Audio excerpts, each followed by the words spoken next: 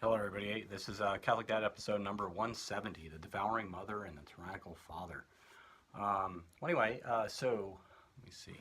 What is, what's the devouring mother? This is a Sigmund Freud theory, and it's probably the only thing that Sigmund Freud actually added of any use to the history of the study of psychology. But the devouring mother is essentially this: that the mother wants her children to be completely protected because she loves them so much, and she's always the guardian and watches over the children.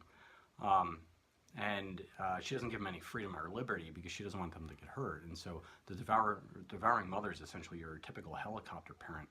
And also the tyrannical king or the tyrannical father is the father as well, that rules over with like an iron fist, that he doesn't allow any kind of freedom of thought or freedom of any kind of intrinsic freedom with children. And so devouring father and devouring mother and the tyrannical father, that's a problem today because, and I don't want to. I'm not making a generational assumption or anything saying that, oh, this generation's so bad and mine was better. I don't think so. But I do know today that children have way more parental involvement than they had when I was growing up, and certainly more parental involvement from the preceding generation as well. And so as we get more civilized, meaning as time marches on, the parents are completely involved in the kids' lives like all the time. And so is this a good thing or a bad thing? And I would argue from the side of Catholic Dad here that that's a bad thing. That children need freedom, they need liberty, they need the capacity to go out and climb a tree and fall down and break their arm, or brawl in the street, get in a fight, and get into trouble a little bit. Because that teaches people risk management skills that you don't get when your parents are hovering over you all the time. The other thing is when you're on the street and your parents aren't around and you get into a little conflict situation with somebody, you learn the basis of conflict resolution, meaning like how to manage difficult situations and how to like make a peaceful amends to the situation. Or you end up taking a punch, or you end up throwing a punch. But either way, little kids aren't going to harm each other. They're just going to end up bruised and battered and try to figure out their life that way. And so these things are very important: conflict resolution skills. And when I grew up, we used to play baseball like all the time, and there was something called the do-over.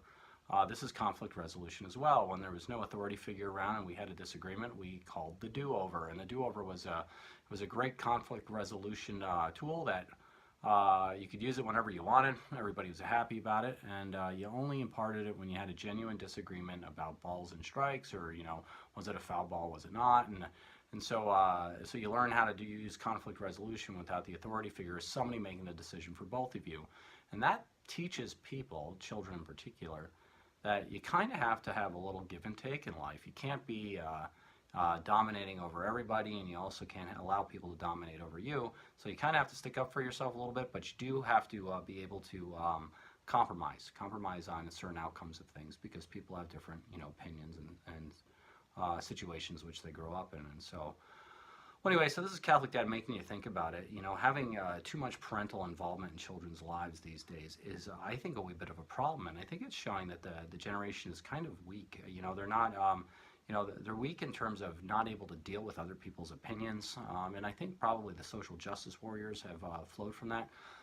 Nobody's ever essentially punched these people in the face, meaning they've never insulted them, or they've never gotten a little brawl on the playground. They've never had to actually do something difficult or hard, because their parents were always around as the authority figure. And also their parents or some other adult authority has always been around to make the decision when two kids have a conflict. And therefore everybody's always looking for the authority figure, and nobody's looking at themselves trying to figure out how to propose conflict resolution in a situation where nobody is the clear, genuine authority. And really, in the real world, by the way, that's almost the bulk of conflict resolution, is between two people where nobody is the clear authority. And if you don't know that skill when you get there, it's going to create some awfully uncomfortable situations for a lot of people. And so don't be the devouring mother, and don't be the tyrannical father. Let your kids have some freedom and liberty. And everybody always wants to protect their soul and make it so they can't get into trouble.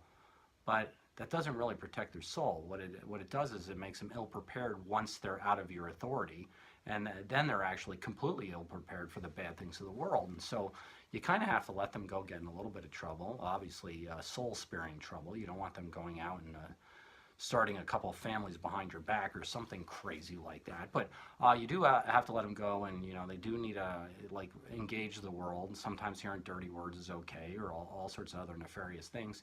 And you do need to protect them in certain ways, but you also need to give them some liberties. And so this is Catholic Dad making you think about it. Don't be a devouring mother. Don't be a tyrannical father. Let your kids have some liberty and freedom. And thank you, and have a nice day.